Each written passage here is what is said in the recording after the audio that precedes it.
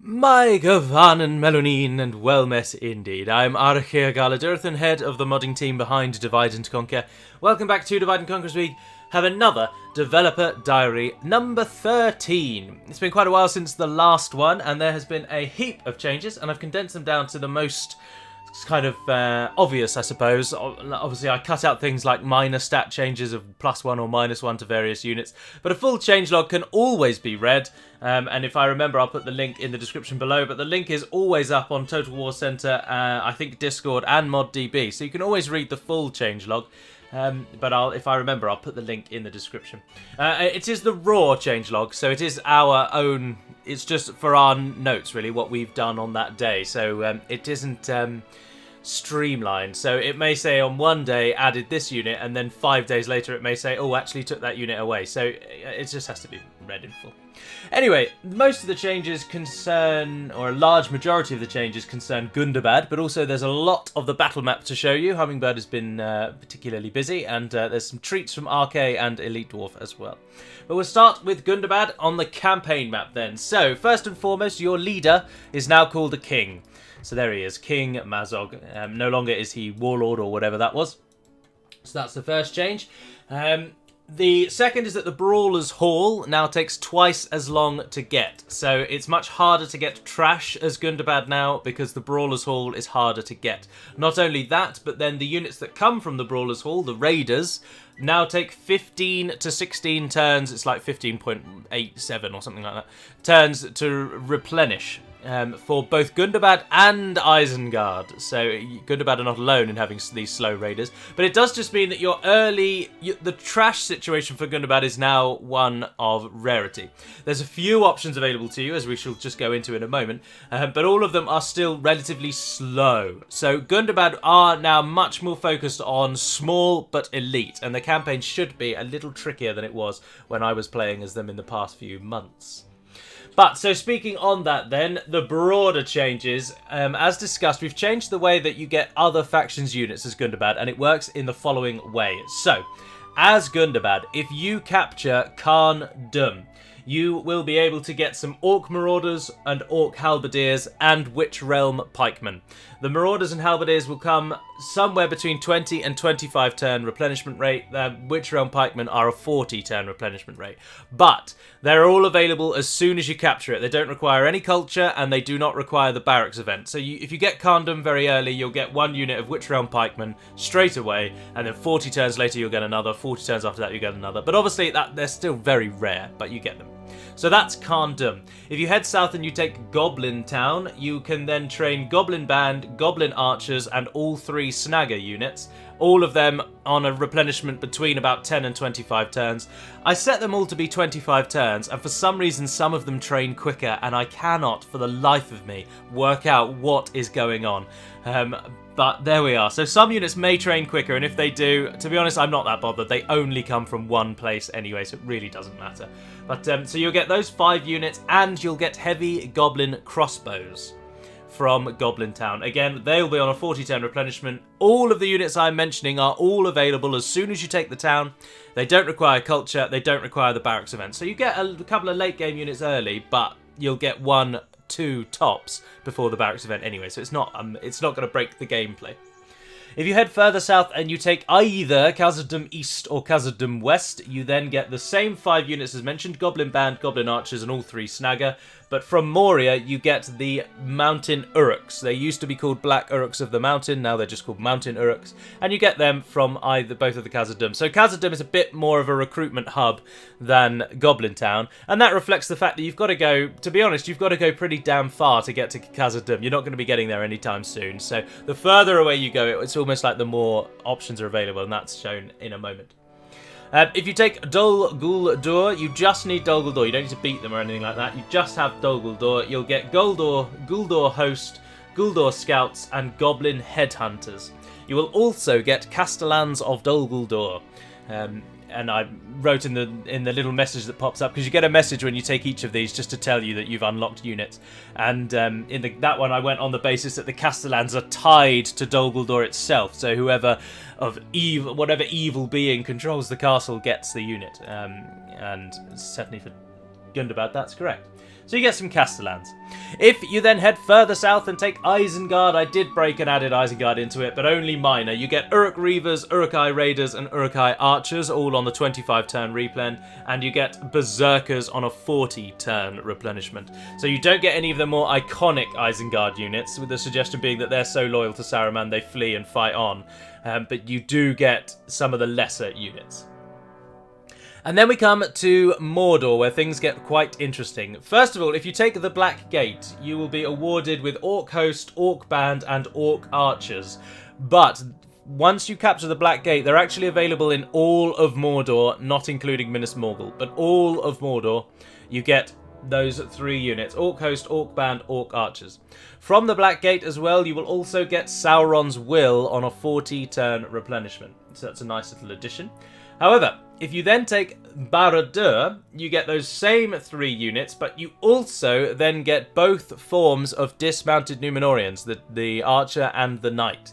Again, on a 40-turn replenishment, but they only come from Barad-dûr. However, I went a stage further. And if you then have Barad-dûr and the Black Gate, and Mordor no longer has any provinces, i.e. they've been defeated, then you can train great beasts out of Barad-dûr as well, and you can train the 3 Uruk units of Mordor in all of Mordor. The Mordor Uruks, Uruk Halberds, and Uruk Archers. In addition, once you've captured the Black Gate, you are then also able to train Minas Morgul Chosen, or Morgul Chosen, out of Minas Morgul. But you need the Black Gate first, so you have to get the Black Gate first to trigger it all, really. And then Minas Morgul trains only Morgul Chosen, and then Mordor will get those 3 trash units and 3 later tier units if Mordor are defeated. Which is pretty cool, I think. So by taking all of their settlements, then you get to train much more of their roster. But, again, the only reason I'm so generous with Mordor is because by the time you've made it to Mordor, you have almost certainly won the campaign. And so it's more just there to add something in a bit later on to spice up your armies. It doesn't matter that the units that you're getting are particularly overpowered, they don't really fit with your roster, but they're cool, and that's the point. By this point in the game, it doesn't matter what we do, it's just there to try and give you an incentive to carry on. And that's the point, that's why you get so much from Mordor. But the thing that I enjoy the absolute most, and I was tempted to not even say, because I really like this edition, because I bloody love Rhuideau, but if Angmar have been defeated, and you are at war with the Northern Dunedain, then the men of Rhuideau will pledge to your cause, and they can be trained out of the 4 Rhuideau regions, which is Camath Bryn, Nofroclaw, Morva Tarth, and I think Athelin, and also Carndum, and you get all Rhuideau units. And I mean all. I think there are 8 of them, and you get all of them. So it gives you a strong incentive in the early game to beat Angmar, because you get some of Angmar's units out of Carndum, and then you get all of the Rhuideau units from that northern side, which you can then use again to just bolster your small and elite armies. So the units that you get, none of them train particularly quickly, except the Snagger, who are busted and for some reason train in like 10 turns, but that's okay, because they only come from 1 province. And that also gives even more reason to take Goblin Town quickly. But from my testing, all the units that are set at 25 turns, most of them work, but the Snagger seem to be training in 7 turns, and I couldn't change that. But as I say, they only come from 1 place, and they are very much more your trash now, so that's useful. But it just gives you, as I say, you get more units, but they don't train necessarily that quickly. So again, it gives you that focus of making sure your battles are fought well and that your troops are kept alive, because even with these additions you're getting from Angmar and Goblin Town and Moria, yada yada yada, you're still only getting a few additions, and it's all about ensuring you can be the best that you can be. The last change for Gundabad is that when you play as them, they no longer have any allies or any enemies, being this kind of new faction on the scene, if you will, coming from the north. They have no preset alliances or enemies, and we've very much set them up so that you basically go to war with the other orcs to show your supremacy, and that aids in that. However, the AI if you played as anyone else, in the first messages that pop up at turn 1, then they ally with Angmar, they ally with Dol Guldur and the Misty Mountains, and they go to war with both the Woodland Realm and Erebor. So there are changes there. Right, so that's Gundabad out of the way. Now we can talk about a few of the other minor campaign ones and jump over to the battle maps. So first and foremost, Ugluk has been moved out of the fort there, and he's just been moved over to the west. This is for a simple reason, and that is that Isengard tended to group all 3 family members in one army and stand on the crossings of the Isen, meaning as Rohan you could quite often kill them within about 5 turns by killing these 3 generals. That now is still possible, but not as easy, because Ugluk now has to take a couple of turns at least to walk over, and it's hoped that in those few turns, the rest of the armies have kind of gone ways, or they're doing something else. And it just aids, just a minor little change to aid it a little bit. Next up is that the second tier of the armory building, which gives you your garrison troops, that no longer has any building requirements. So once you have built the first tier of the armory, you are able to then immediately build the next tier of the armory. It doesn't have any requirement. So you need a town hall to get the first one in a town, and then you can just build the second one straight off. And in a castle, you can build both of them without any pre-buildings whatsoever. So it's a bit easier to get, which aided the AI, particularly the wild men, because they actually couldn't build the second tier, I realised. Poor quality control. Next up is the blacksmith. No longer requires... well, the first tier of blacksmith requires the first tier of farms, suggesting that most towns and cities consider blacksmiths more for civil purposes rather than military, and so therefore you wouldn't need a blacksmith until you had something for him to do, like horseshoes or nails, etc. So the first tier of a blacksmith requires the first tier of farming, but then none of the other blacksmiths are locked behind any building anymore. So once you've built the first one, you can build them all. This again was partly because the AI doesn't understand that a building needs another building to build. And so if it happens to build the third tier of farming and unlock the third tier of blacksmith, then that's great, but it's purely by chance. They don't go for anything. So they don't try to get certain buildings, and it meant that they were suffering by never building blacksmiths, basically. Yeah, which was always a problem. That's in the wrong column. AI Anduin. The Anduin, as the AI, can now train Aethod horse archers out of Bjorn's halls at the start of the game. So that gives them just a little bit of extra kick when you play against them, as they get an extra unit to use against you. But you, as a human player, you do not.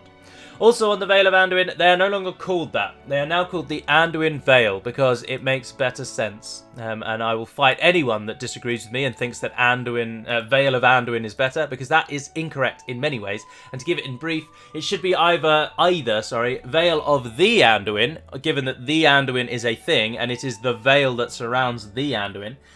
Or it should be, as I say, the Anduin Vale, i.e. it means the same thing. But Vale of Anduin does not make sense. It is missing the word, but adding the makes that a bloody lengthy name, so I opted instead to just go with the other way and call it Anduin Vale, which works so much better. As I'm sure many of you will agree with me, and perhaps those that haven't agreed with me, and this is not generalising, but about 3 people disagreed with me, and all of them were non-native English speakers.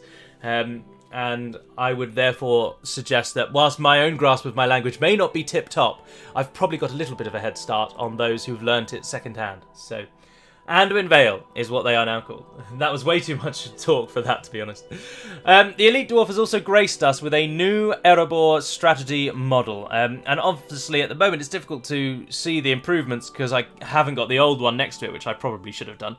Well, I'm not even sure how I would have got the old one next to it, actually.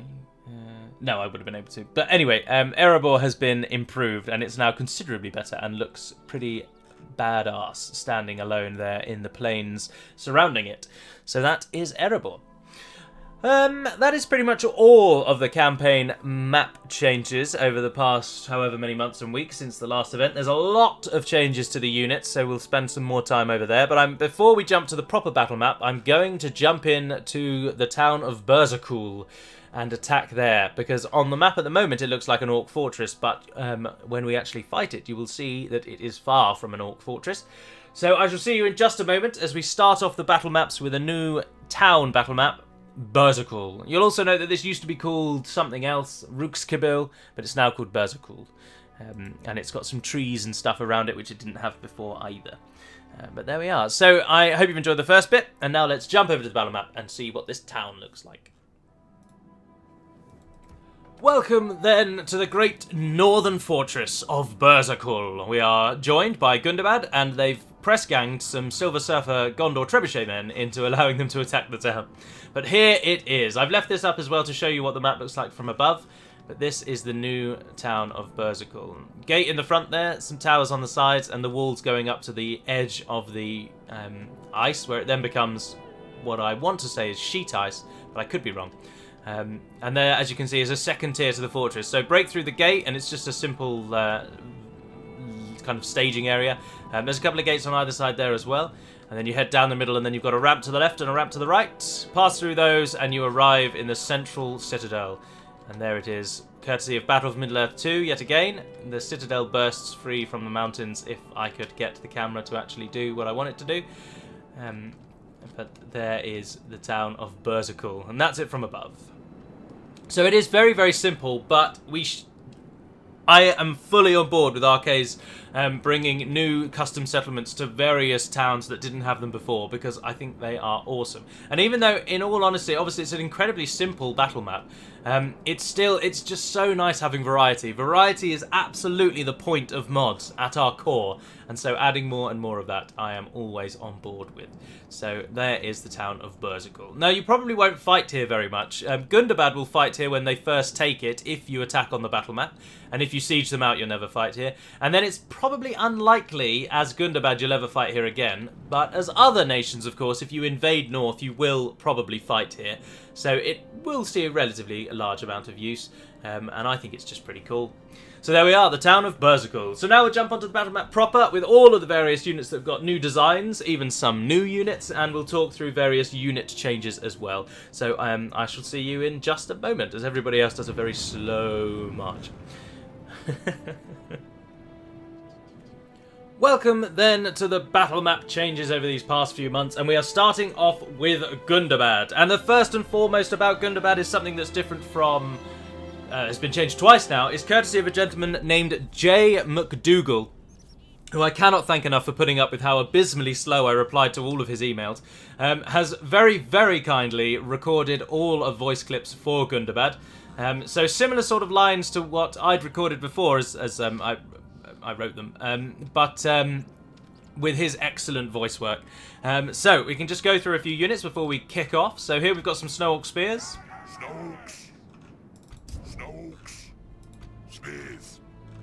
Spears. They no longer have that very obvious editing effect that my voice clips had, because it was the first time I ever did it, but they were poor, let's be honest. But these are cracking. Snokes, Raiders, Snokes. So they all have about 3 to 4 lines, but obviously it's a random chance which one comes up, so quite frequently they say the same thing over and over and over. Mountain Guard, Guard of the King, our swords call for blood. But they all sound pretty damn good, don't they? Black Shield Warriors, Black Shield Warriors, Black Shield Warriors. As I say, they do actually all have between 3 and 4 lines, but the game just randomly chooses them. Warman, we are the King's Shield. Pretty cool there. Bolt's champions. In Bold's name. In Bold's name. There's a voice for them. Where's the Pale Uruks? They have a cool voice. Or the Orc Avengers. Show me the enemy. Where are they? Show me the enemy. Where are they? Show me the enemy. Where are they? Show me the enemy. We could be there all day to get them to say the other one. They also say this armor's itchy and my axe is hungry, but you have to just hope you get it. Command. Speak. We stand. And there's Pale Uruks. So there we are, some new voice clips for Gundabad, which is pretty damn cool, which I'm very, very pleased with. One of the other changes which you may have seen as I zoomed in there is when you're zoomed out, your units will all have a full green colouring beneath them to show where they stand. But if you now zoom in, courtesy of Taro M, the gentleman who created all of the Gondor unique kind of looks, he created a unique ring decal underneath them. So as you can see, rather than just being a green circle, it now has the ring inscription around their feet, which I think is cool. But then we come on to something that a few people may find rather annoying, and that is that... no, I've already changed it. Sorry, I've already changed it. I should have shown you a winter battle map. You'll note that that colour there is yellow. I had changed it to be red, like the arrow that is in front of the yellow dots, but then there were quite a few people immediately saying that colourblind folk will have trouble seeing red dots on a green background. So the colour scheme for winter is now dark red, but the colour scheme for summer, i.e. green grass, is yellow and has not changed. So that's what it looks like, as you can see, and it flashes up there when you hold the space bar. But it's red in the winter now, but this isn't a winter battle map, and I'm not going to show that. Too much work for not enough payoff, really. Right, so some general changes before I show you the visuals and different changes and units around here. First and foremost, the spear trait has been edited to now be the light spear trait, which means that spearmen in the game are now considerably better than they were before. Let's move everyone up a couple. So spearmen throughout the game are now much better at killing infantry, but they suffer now in that they have taken a hit in how they kill cavalry.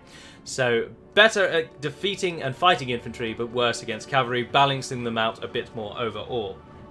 Further to this, halberds have undergone quite a change, Bog's Champions being a halberd unit. Halberds have had the following changes. So they no longer get the spear trait or the spear bonus at all. So they no longer get any kind of cavalry versus infantry offsetting feature. So it means that they are now much better against infantry than they were before. Arguably before they were absolutely atrocious against infantry. But they now, of course, lose their innate resistance to cavalry. But this has been countered with a raw attack bonus versus cavalry. And so overall now they are better as a unit, halberdiers, but they aren't as good defensively against cavalry, but they can still kill cavalry very easily. So in practice you probably won't see a difference versus cavalry. They'll be as good as they were before, but they'll be much better against infantry now. They also, all halberd units now can use the shield wall trait, whereas they couldn't before, or pike wall I think it's called, which also bolsters their defense. So halberdiers are better, and spears have been adapted and changed to be better all round. So those are key battle differences. Finally then, before we then look at the units, Dorwinian men-at-arms have been renamed to Dorwinian infantry, and Hummingbird very humorously, or I thought it was quite funny, wrote in the changelog, "This is following complaints from the Avari High Council." And it is of course because the Dorwinian men-at-arms have elves amongst their number, so calling them men-at-arms was a bit, well, offensive I suppose. And so they're called infantry now instead. Sorry, I forgot to click on the half-trolls who have a very unique voice. I.e., they're just kind of guttural and bass now. What if they shoots us? What if they shoots us? And finally then, Isengard, the Uruk-hai infantry have been slightly buffed, and as have the Bane Guard and Spear Guard. So Isengard has had a bit of a buff to its general units. And speaking of Isengard, let's start with them as we go around then. The new visuals, new units, and changed units. And first and foremost, we have Orthanc sentries. Orthanc sentries have remained a crossbow unit, manned by Dunlendings with chainmail armour called Orthanc sentries, but they are now available before the barracks event and are considerably worse than Uruk-hai crossbows, making a much better difference. Uruk-hai crossbows were so good that it was difficult to make sentries better without making them hilariously overpowered. So instead, the Uruk-hai crossbows are now your elite, and sentries now are an early tier crossbow unit for Isengard, making up for the fact that Isengard is going to lose 3 units in the coming days, but I haven't done that change yet, so it's not in this video. And secondly, we then come to what has been requested a lot, and that is that Saruman now has his own dedicated bodyguard. And there they are, standing before you. At the moment, they don't have a name, and nor do they have any UI.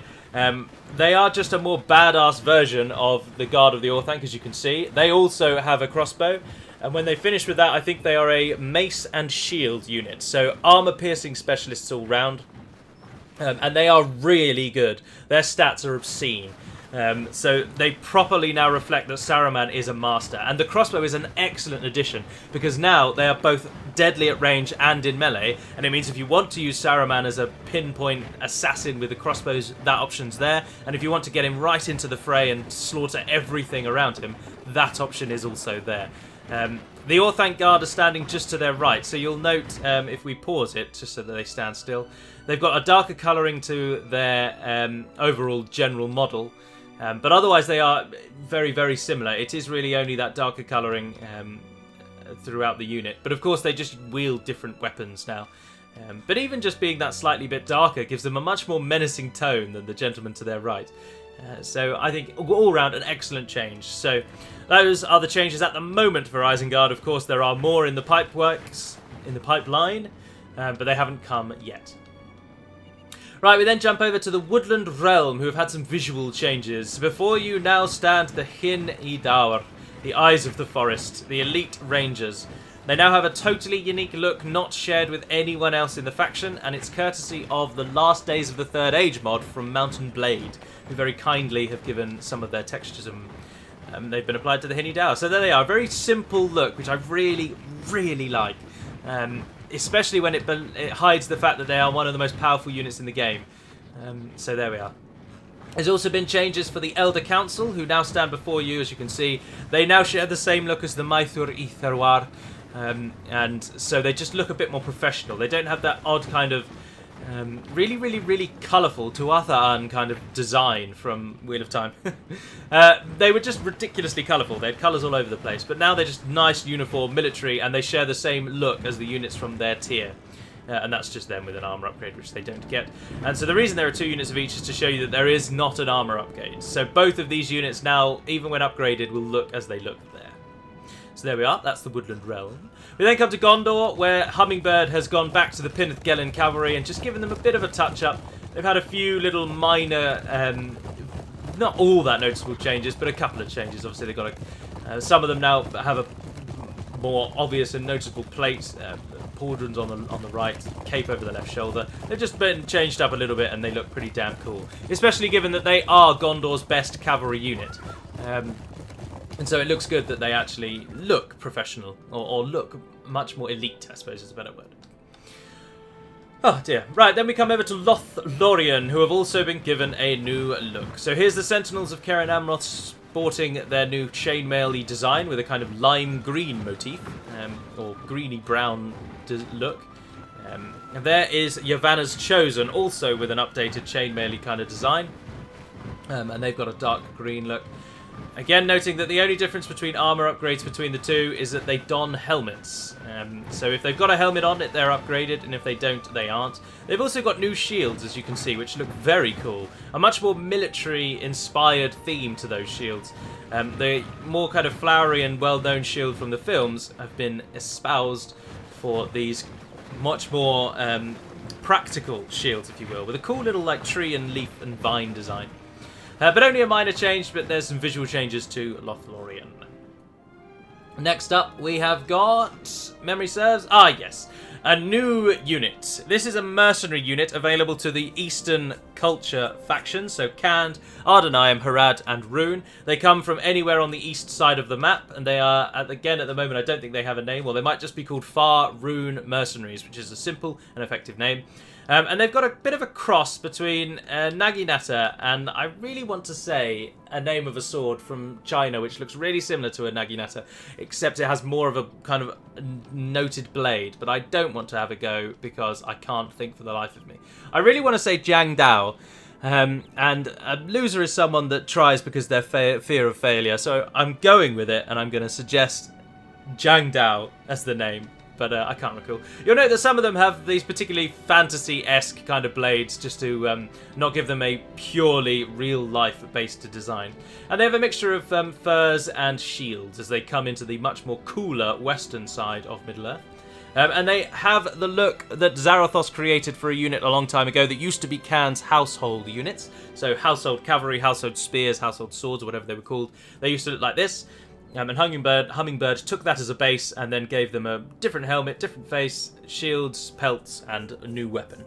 So it's just nice to add something to the mercenary pool, as mercenaries are often overlooked. And the Far Rune mercenaries do just that. Next up, and perhaps one of the biggest changes, is of course to the faction of Bree. So there have been some changes visually to the design of units like the Gatekeepers, who you see before you, where rather than just all have green tabards, they've got these kind of green and orange mix tabards now. The same is true for, we'll get onto those in a moment, and those in a moment, and those in a moment. Where's the bodyguard? Oh, there's a couple of hills there. Didn't know that. This is a grassy plain map.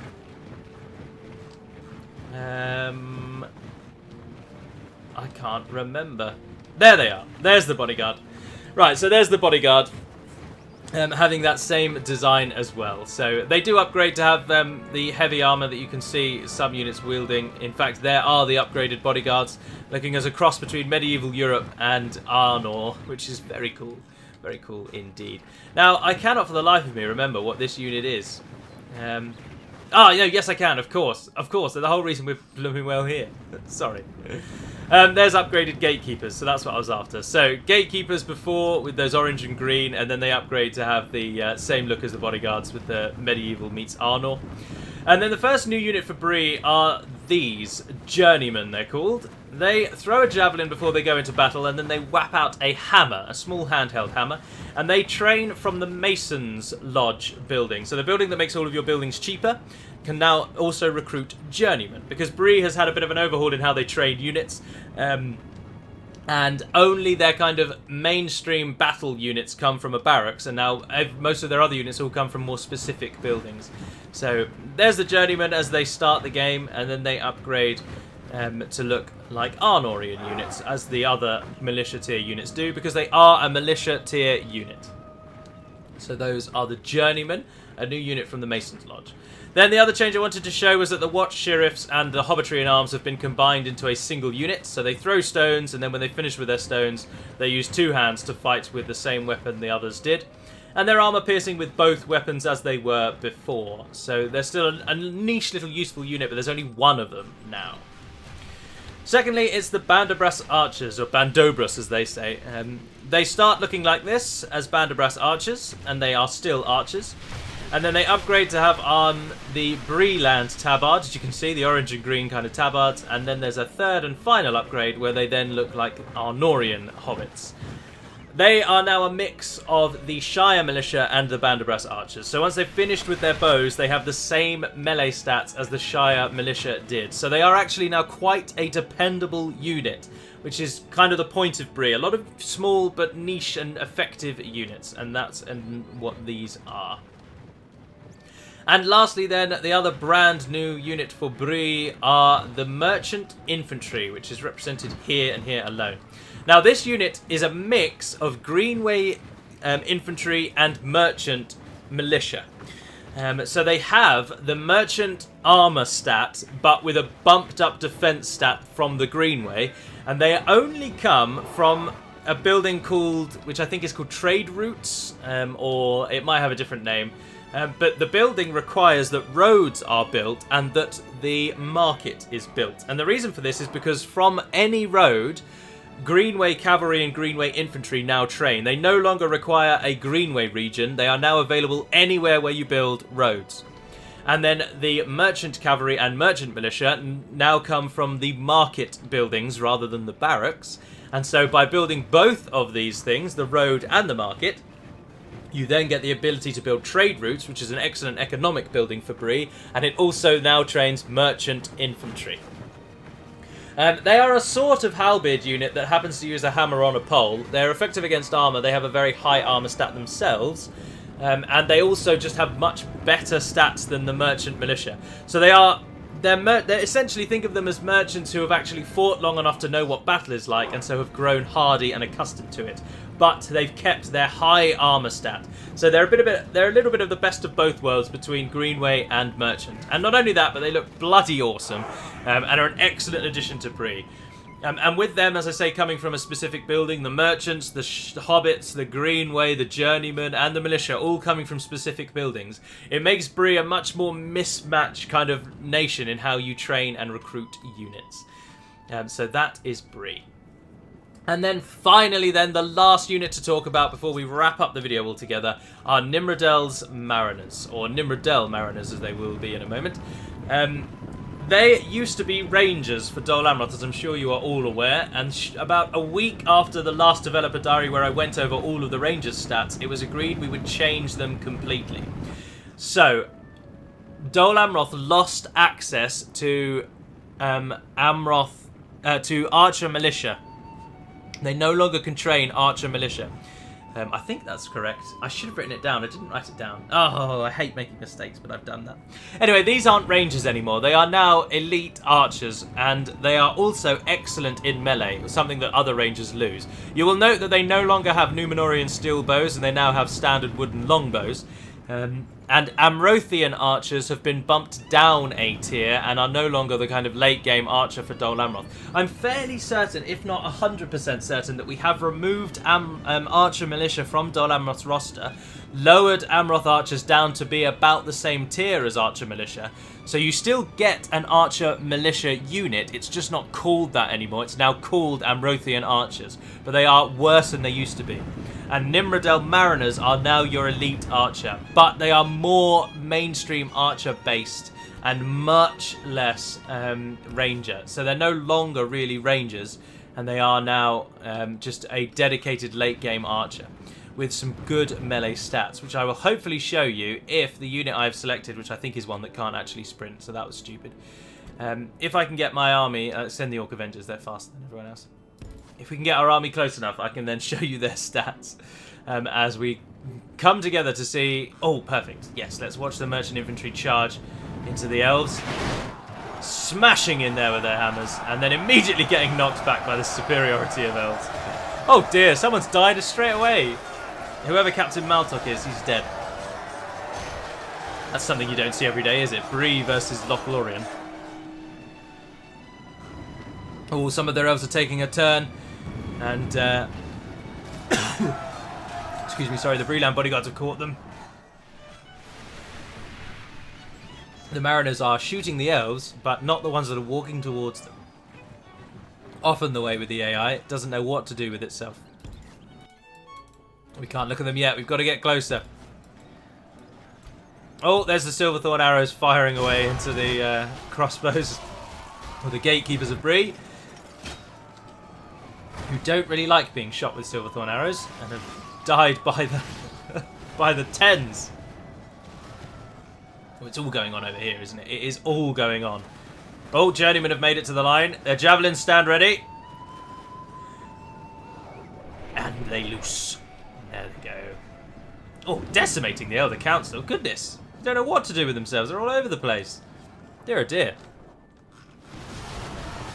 Isengard's units charging in, but Hinny Dower from point blank with Silverthorn arrows is never fun to watch if you're being shot by them. The Silverthorn arrow as well, a minor change, but as we are at the moment quite obviously just killing time. Silverthorn arrows have been slightly weakened in that their radius is now smaller, so they will not accidentally hit two men standing next to each other, or side by side. They will only hit people standing in a line.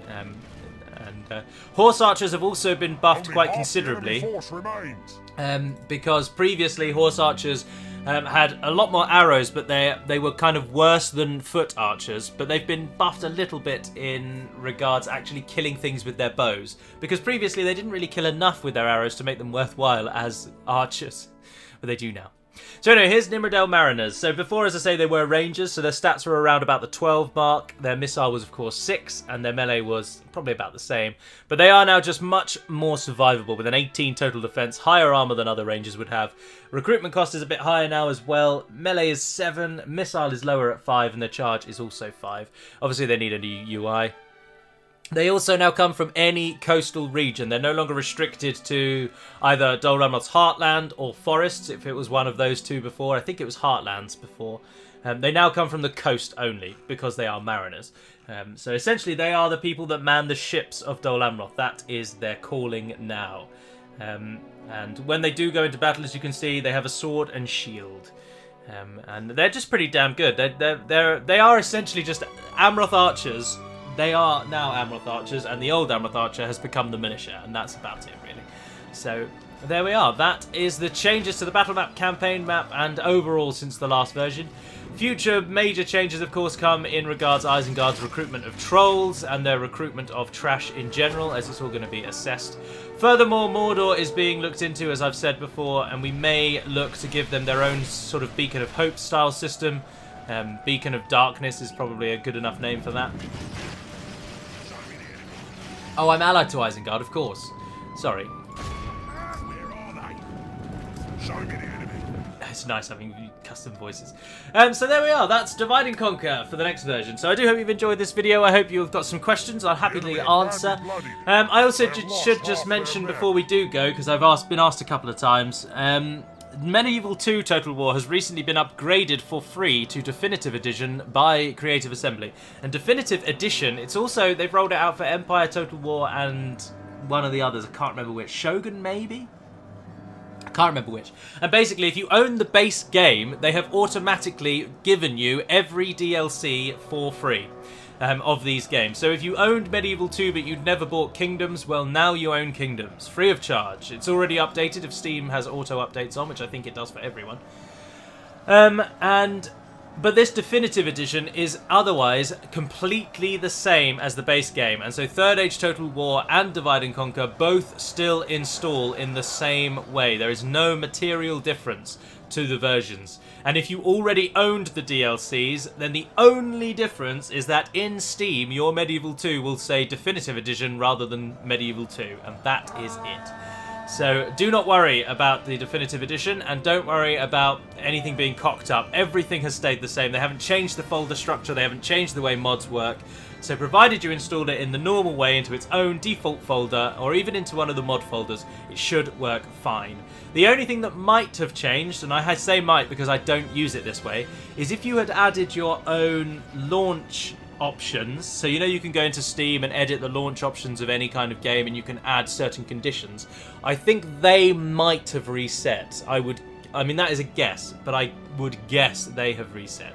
But that's the only difference. So if you're watching this, you own Medieval 2 but you never bought any of the expansions, well, today's your lucky day. You've been given them for free by Creative Assembly. And if you own Empire Total War, you've been given those expansions for free, etc, etc. And that will end the episode. So thank you very much for watching, if indeed you have. And until we speak again, dear friends, Navair Naden Pedamad Melunin, and farewell.